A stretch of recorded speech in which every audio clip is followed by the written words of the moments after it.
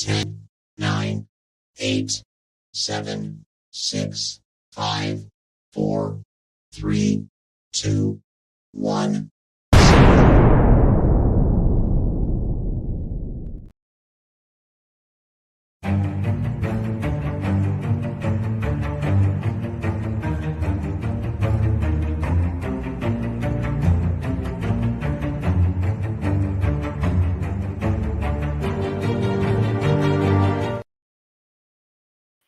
And we are live. Good evening, Kat. How are you?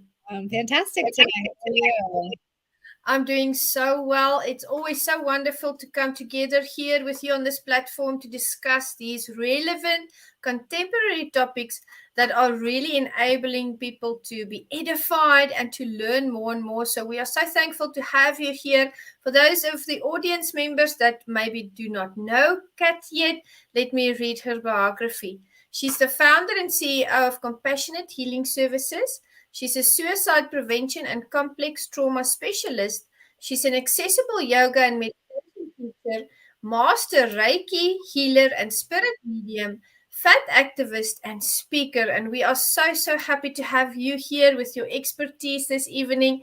I know we had a wonderful few sessions the last couple of weeks. So thank you so much for that. And starting this session off, I would like for you to explain to the audience, what is our mission? What is your mission that we are bringing to the world together? I would say if I had to sum it up, it would be suicide prevention. And, that's something that's extremely personal to me. I don't think we've really touched on why that is. And I know that we're gonna end there. But yeah, this is really about, and the reason I wanted to start these lives, because we'll be going who knows how long together, Juanita, right? But the reason I really wanted to start with this topic, heavy as it is, no pun intended, is because this is really the foundation upon which I completely and totally change both my personal and professional life.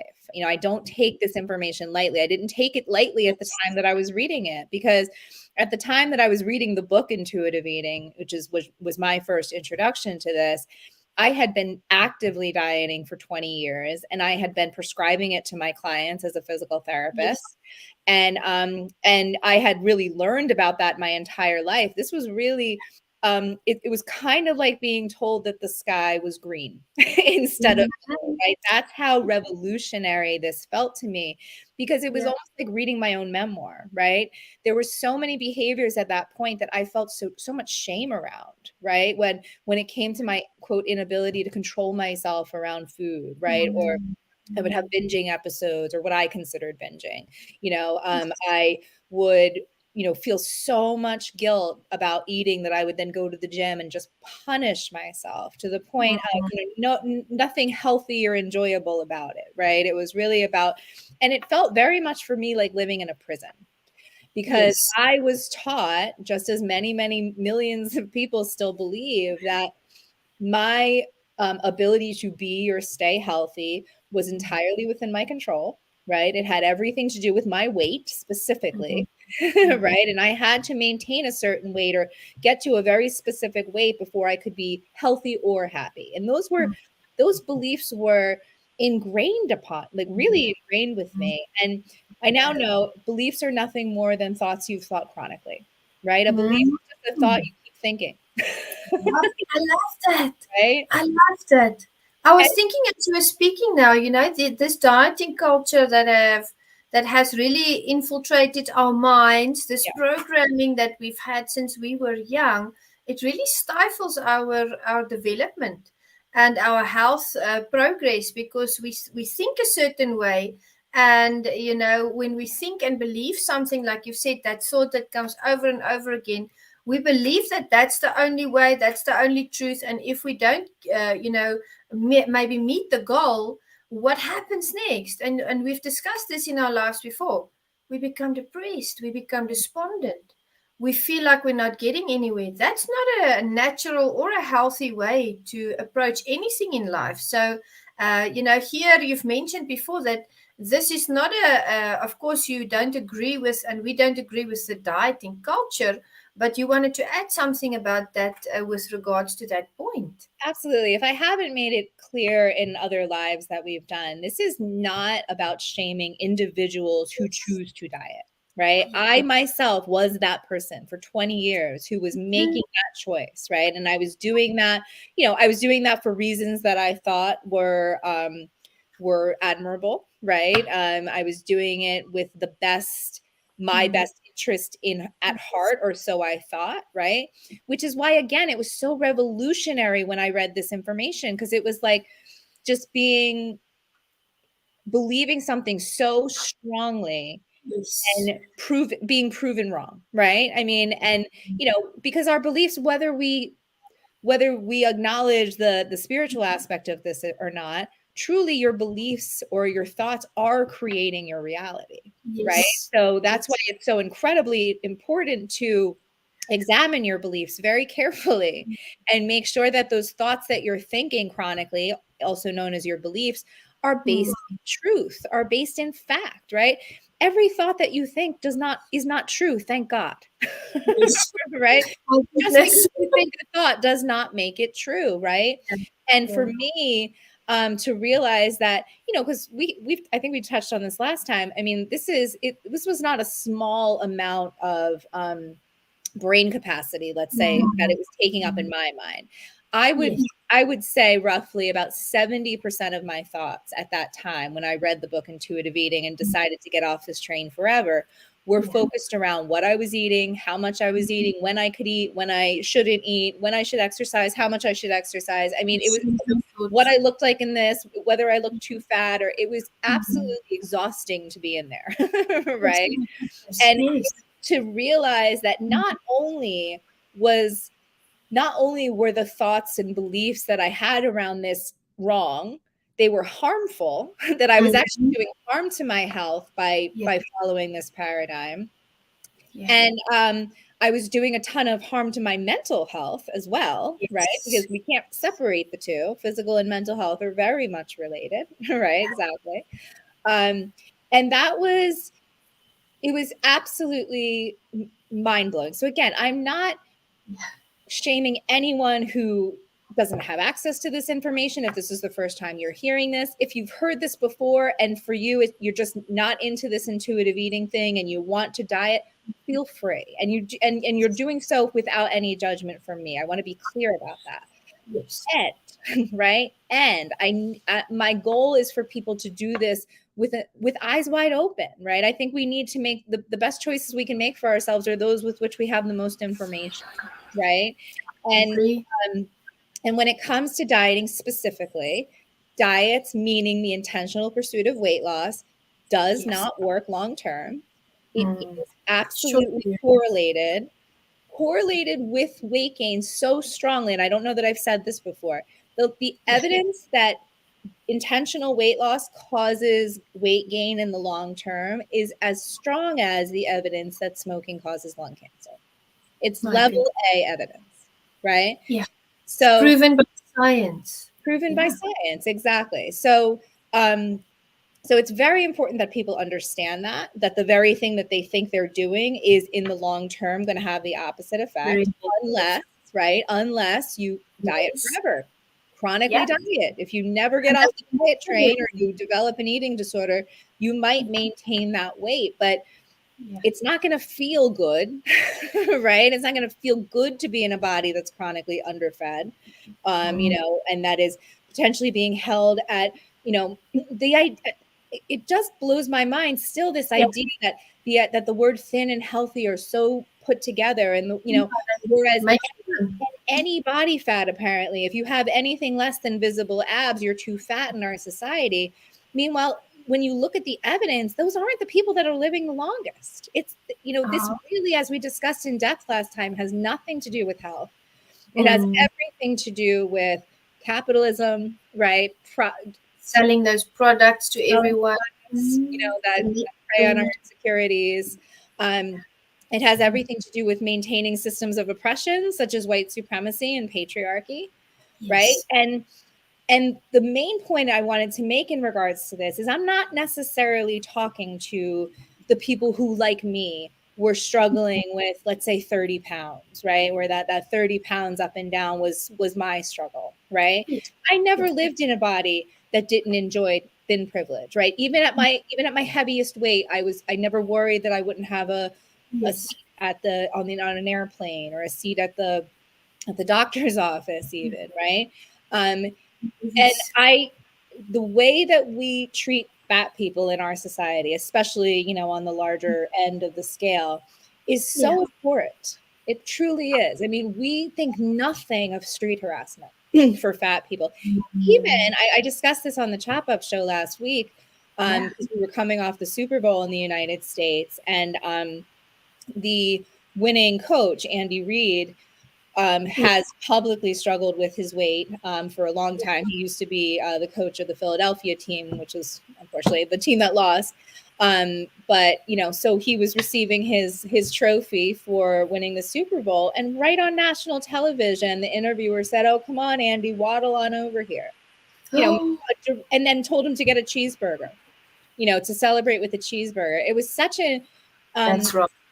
We are so egregious when it comes to the way that we speak to and about fat people. And a big part of that, I would say there's two reasons for that. One is this absolute lie in our society that weight is a personal responsibility, that weight is within your 100% control, that weight and health are related, right? Or that, where you have to be thin in order to be healthy. And if you're fat, you're automatically unhealthy. All of that is bullshit. And stage blunt, right? And then this is packaged to and sold by our doctors, our nutritionists, our, the people whom we consider experts and authorities, right? So that's a huge reason why this is so prevalent, right? That even our doctors are lying to themselves and to us about this. The other part is internalized fat phobia, right? And just like beliefs or thoughts that we think chronically, right? People don't actually have the ability to affect the way that you feel unless you internalize what they're saying as truth, right? And when we talk about fat phobia, it's not so much a fear of fat people, right? Very few people would admit to, a fear of, or probably more likely, and a sense of disgust, perhaps, around someone in a larger body, right? But they will absolutely use those words and those sentiments against themselves, right? We have such our body image has such a strong hold on so many of us, right? And it's not just women. More and more men are falling victim to diet culture. This is something that really affects all human beings. Who live in diet culture, which absolutely is present in the United States. And I don't know that I've ever asked you, Juanita, as far as diet culture's prevalence where you live in South Africa. Absolutely, it's a huge thing here. It's a movement. I've personally known bodybuilders for many years, and that's what they do. They train, and that's what they do. And I know before they go to their tournaments or their competitions, they eat only a certain amount of food, and they only drink a certain amount of water for those muscles to stand up. They kind of dehydrate themselves, and then afterwards, this is proving your point, they go back to a normal diet to restore their bodies, and before you know it, they pick up the pounds again, and then they exercise, and before that next competition, they do the same thing. Now, I'm not against that at all. I'm just saying it proves the point that Kat says, if you don't keep it up all the time, your body is going to replace that fat and that weight. But here in South Africa, I think you and I spoke about that briefly the other day. I mentioned to you when I was in the States, in New Jersey, I put the television on, and there were all these commercials with, if you have this symptom, then you have this illness, and you need this product, and it's the same here in South Africa. If you put on the television, there are loads of,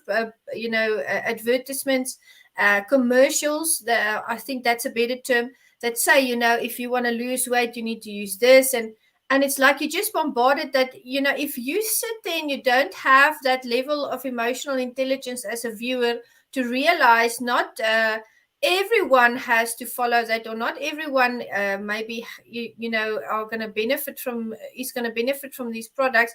You're going to start to feel like, oh my goodness, let me just go make sure and check in the mirror if I don't need any of these products. And that's commercials, that's the programming, and that's the way that they draw us in. So if you've seen that commercial enough times, you know you are going to start and think, because these things are put together very in a very clever manner. We Absolutely. are all, when you brush your teeth, you are going to think, oh my goodness, let me just check, am I still the right body weight? So it's all just going with the flow. And we are, if we are not educated like you're educating us here on these topics, it's easy to fall prey to that and to just go out and spend the money on this product, and maybe it doesn't work, and then you spend money on that product, and before you know it, you are a victim of diet culture, and there you go. That's what happened to me when Yeah. I was in my 20s. I wanted to be very thin, so I used this and that, and you know, before I knew it, I was hopping from the one product to the next, because they work for a little while and then they stop. Yeah. Absolutely. Yeah, I relate I relate to all of that. And you know, you and I, having always enjoyed thin privilege, you know, it's something, Yes. it's a pressure that we've felt, right? We felt it from the commercials, we felt it from perhaps our peers or even our families. I even had a doctor once say to me, you know, like the words came out of her mouth literally like, all your numbers look great, you're really healthy, except you need to lose weight. And by that point, I knew all of this. And I just very, very directly asked my doctor, do you hear what you just said? You said I'm healthy.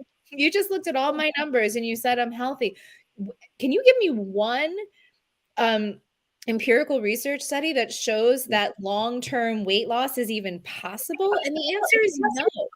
Right. And I do think you know, for me to that day, I did make a little bit of a dent, because I remember her kind of stopping and being like, yeah, I don't know why you know, I guess you don't have to lose weight, you know. Um, Yeah. but that was, you know, that's for somebody who was in the, you know, maybe, who knows, like the overweight to mildly obese, you know, range of the BMI, which by the way, we know to be very health protective. That's where the parameters of what they call the obesity paradox lie. We have this very specific idea of what a healthy BMI looks like, and you know how I feel about the BMI. And if you fall outside of those ranges, even slightly, you're considered, quote, overweight or obese. Meanwhile, when we look at research, those are the people who are living the longest, right? Yeah. So perhaps fat isn't as bad as we think it is, right? We've demonized something that's actually health protective. Excuse me. So when we do that, and Yes.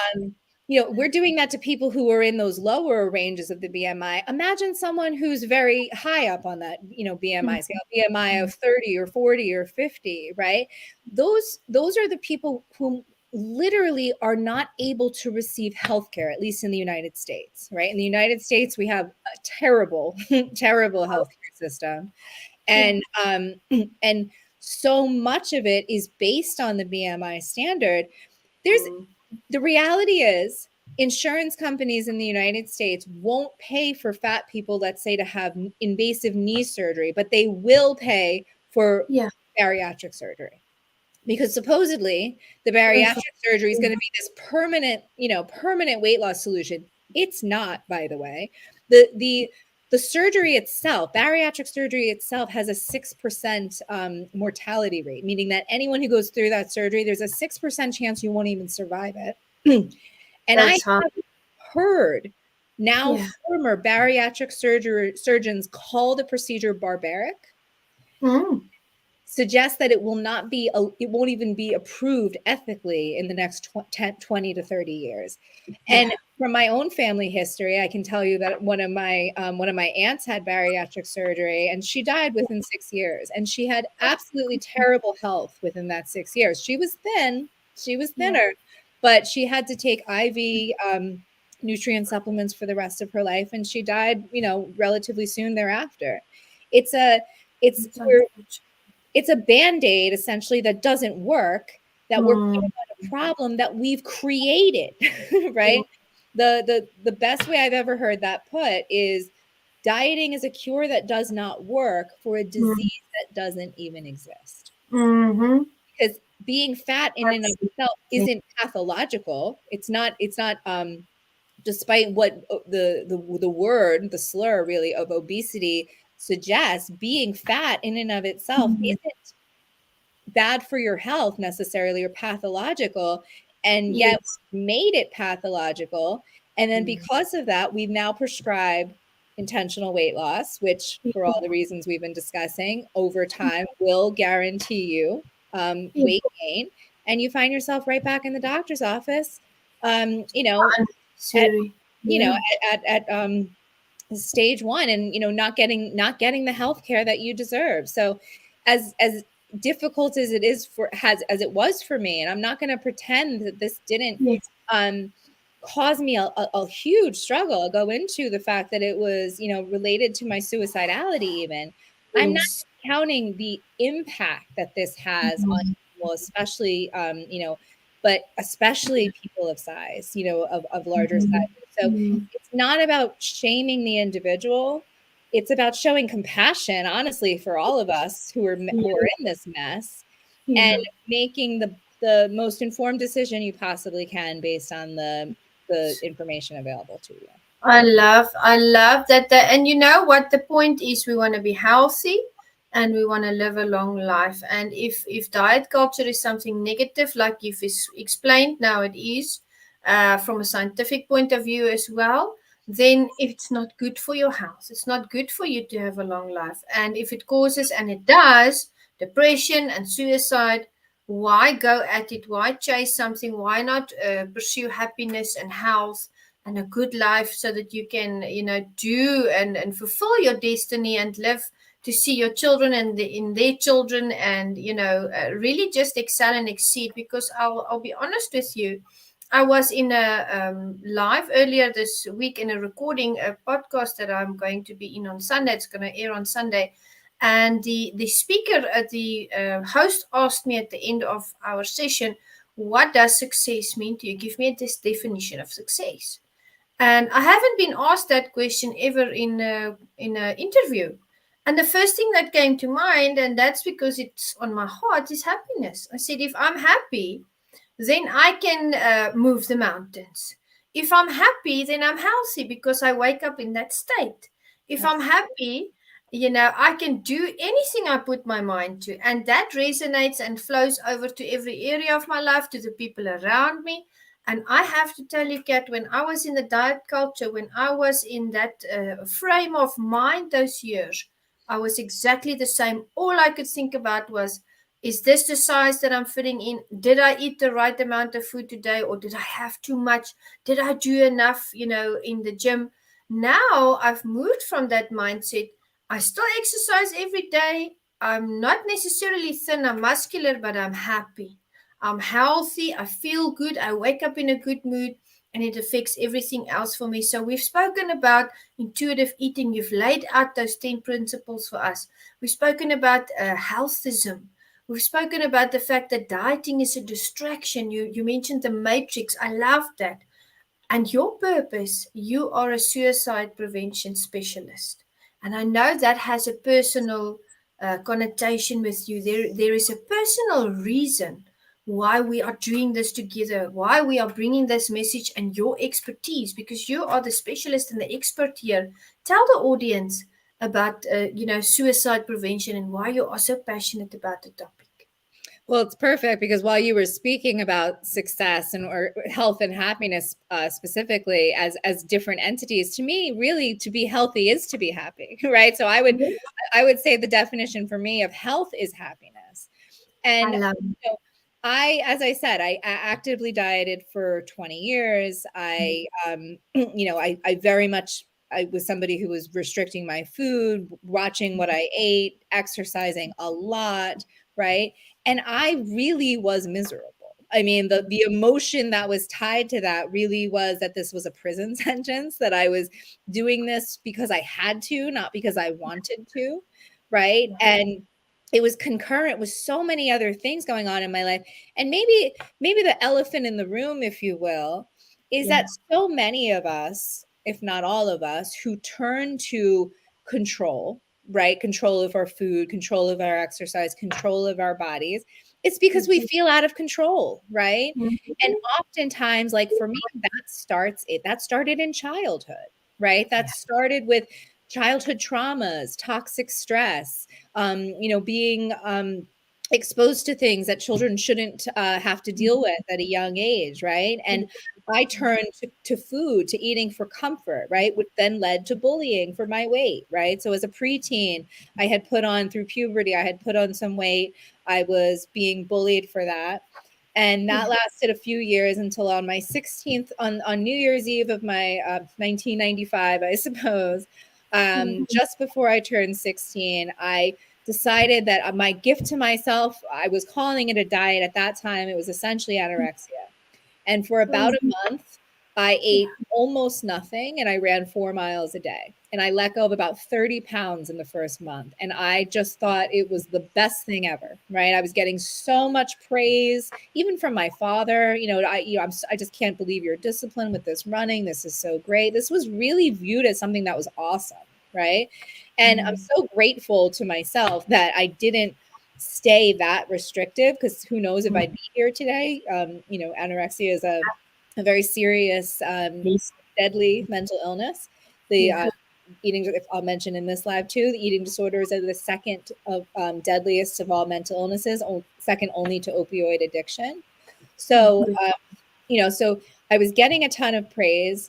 I really got the message through that, and through the fact that I had so many family members who struggled with their weight, who were very either diabetic or had died at young ages. So this felt like very much like something I had to do. And therefore I did it, right, for the next 20 years or so. And I was drinking a ton as well. This caused a lot of anxiety for me. As we said, that 70% of the time, just constantly thinking about food, about weight, about your clothing, about your exercise.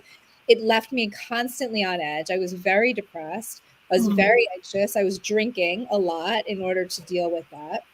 And that really, so when in 2015, which is when I read the book Intuitive Eating, what's so notable to me at the time about it is, even though I at that point had 2 children, my mental health was so bad. I was only a couple years away from becoming suicidal in 2017. My marriage was starting to show real signs of fracture. That eventually ended. I was being actively bullied by a friend group. And, despite all of those things happening in my life, when my therapist would ask me my number one goal, it was weight loss. It had to be weight loss. I just didn't even, I didn't fathom, frankly, a life in which I felt happy and wasn't at a very specific weight.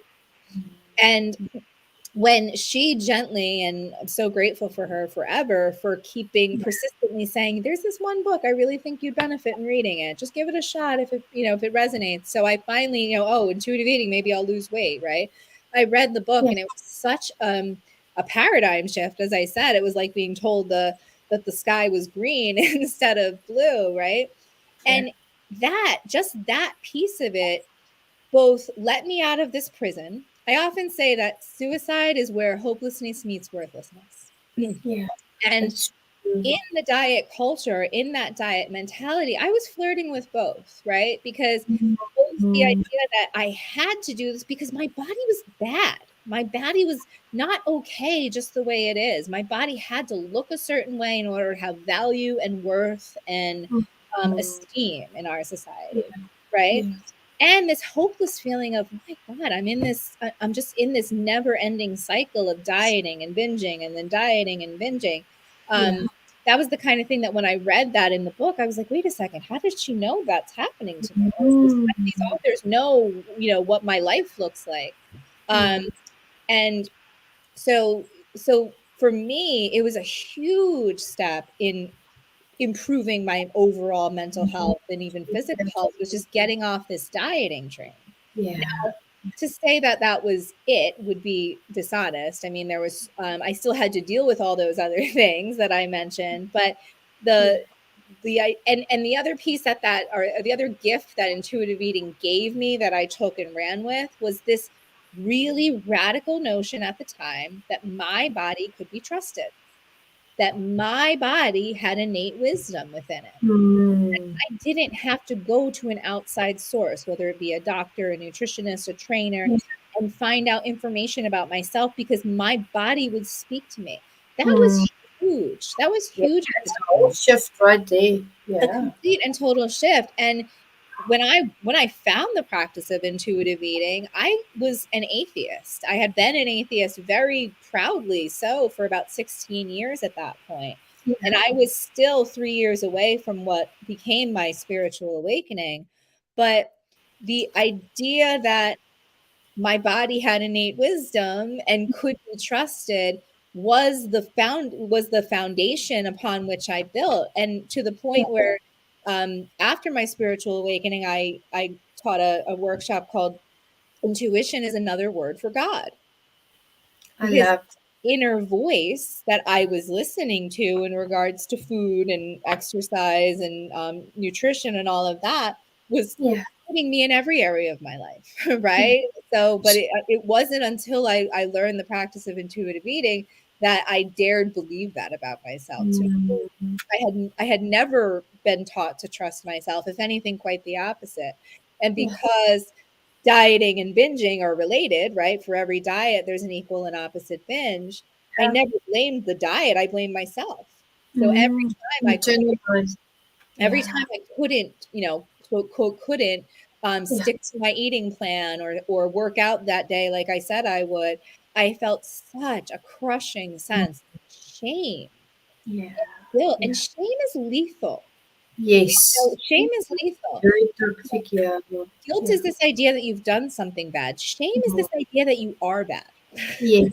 Right? So not just, the problem, it's you. Yeah, exactly. That's very, just very being negative. able to let go of that made such a huge impact in my life. And I know it will for others who find themselves where I used to be.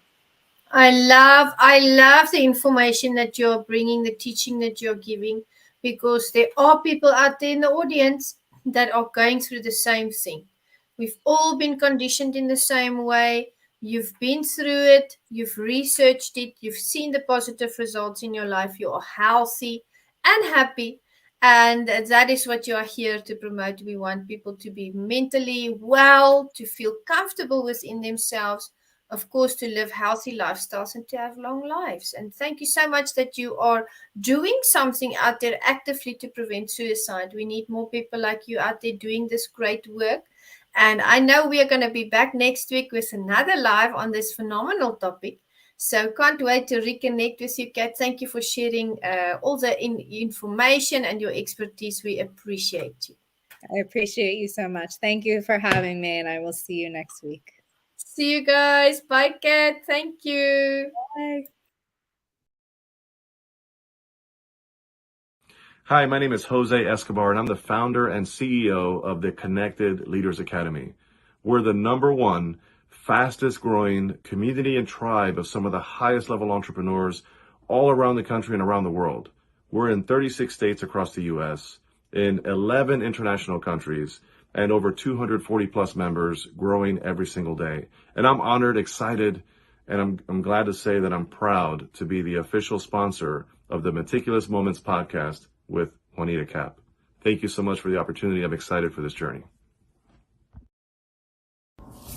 Hey everybody, my name is Patrick Rude. I'm the owner of Rude Financial Services, a proud sponsor of the Meticulous Moments podcast, hosted and directed by the beautiful, strong, and intelligent Juanita Cap.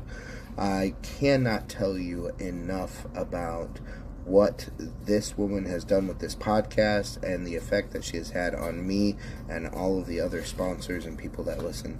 Don't miss it.